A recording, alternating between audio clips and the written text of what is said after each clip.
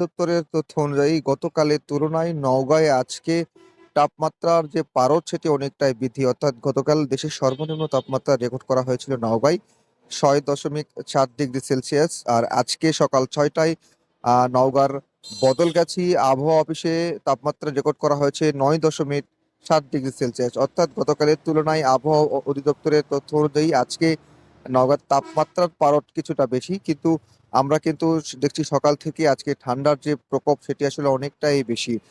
সেই সঙ্গে আরেকটি কথা জানিয়ে রাখি, গতকাল সকাল ৮টার দিকে আসলে সূর্যের দেখা মিলেছিল নওগাঁর আকাশে, তবে আজকে কিন্তু সূর্যের দেখা এখন পর্যন্ত মেলেনি। সেই সঙ্গে হিমেল হাওয়া বইছে, যার কারণে এই শীতের যে তীব্রতা সেটি আসলে অনেকটাই বৃদ্ধি পেয়েছে। আমরা এই মুহূর্তে যুক্ত হয়েছি নওগাঁ শহরের মুক্তির মোড় এলাকা থেকে, এবং এখানে আসার পর আমরা যেটি দেখলাম, এই ঠান্ডার কারণে শীতের প্রকোপ বাড়ার কারণে আসলে শহরে মুখী মানুষের যে ব্যস্ততা সেটি আসলে অনেকটাই কমেছে। আমরা গতকালের তুলনায় যদি আজকে মানুষের আনাগোনা শহর কেন্দ্রিক দেখি, সেটি আসলে অনেকটাই কম।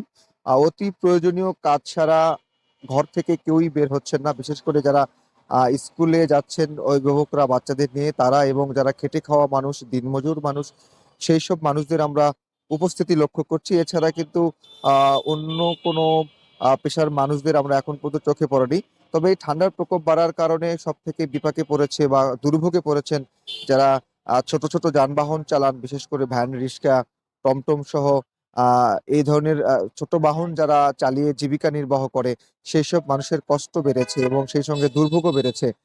তারা আসলে বলছিলেন যে এই ঠান্ডার কারণে এবং এই যে হিমেল হাওয়া বইছে, এর কারণে তারা কষ্টেই তাদের গাড়ি চালাতে হচ্ছে, তারা বের হতে পারছেন না। বা অন্যান্য দিনের তুলনায় আজকেও আমরা লক্ষ্য করছি যানবাহনের যে সংখ্যা সেটি আসলে অনেকটাই কম। এছাড়া এই ঠান্ডার প্রকোপ বাড়ার কারণে অন্যান্য বছর আমরা যেমন দেখি অনেক আগেই শীতবস্ত্র বিতরণ করা হয় হতদরিদ্র এবং নিম্ন আয়ের মানুষদের মাঝে। তবে এই বছর কিন্তু আমরা সেভাবে সরকারিভাবে বলেন বা রাজনৈতিক দলের পক্ষ থেকে বলেন, আমরা এখন পর্যন্ত তেমন শীতবস্ত্র বিতরণের তেমন কোনো ছবি চিত্র আমরা এখন পর্যন্ত দেখিনি। যদিও প্রশাসন বলছে যে প্রত্যেকটি উপজেলা নির্বাহী কর্মকর্তাদের আসলে নির্দেশ দেওয়া হয়েছে শীতার্ত মানুষের মাঝে সরকারিভাবে কম্বল বিতরণের জন্য, যেটি আসলে আমরা এখন পর্যন্ত সেভাবে লক্ষ্য করিনি। এছাড়া শীত বাড়ার কারণে নানা রোগে আক্রান্ত হচ্ছে মানুষ, বিশেষ করে শিশুরা আক্রান্ত হচ্ছে বেশি। আমরা নওগাঁ ২৫০ শয্যা জেনারেল হাসপাতালে খোঁজ খবর নিয়ে দেখেছি যে এই শীত বাড়ার কারণে ঠান্ডা, জ্বর, কাশি, নিউমোনিয়া সহ নানা রোগে আসলে ভর্তি হচ্ছেন শিশুরা। এবং সবথেকে যেটি বেশি ভর্তি হচ্ছেন সেটি হচ্ছে বয়োবৃদ্ধ মানুষ, যারা আসলে বেশি ভর্তি হচ্ছেন, চিকিৎসা নিচ্ছেন। সেই জায়গা থেকে চিকিৎসকরা বলছেন যে অতি প্রয়োজনীয় কাজ ছাড়া এমন ঠান্ডায় আসলে ঘর থেকে বের না হওয়ার পরামর্শ দিচ্ছেন চিকিৎসকরা।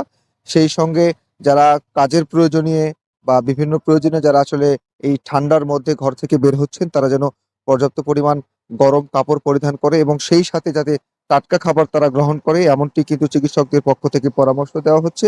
আর আবহাওয়া অধিদপ্তর বলছে যে এই মাস পুরোটাই আসলে এমন শীতের প্রকোপ থাকবে। সেই সঙ্গে এই উত্তরাঞ্চলের উপর দিয়ে আসলে মৃত শৈত্যপ্রবাহ বইতে পারে। সেই জায়গা থেকে আসলে সবাইকে সচেতন হবার কথা কিন্তু সব পক্ষ থেকেই আমরা জানছি। তো নওগাঁ থেকে এমনটি ছিল আমার কাছে এই শীতের সর্বশেষ খবর।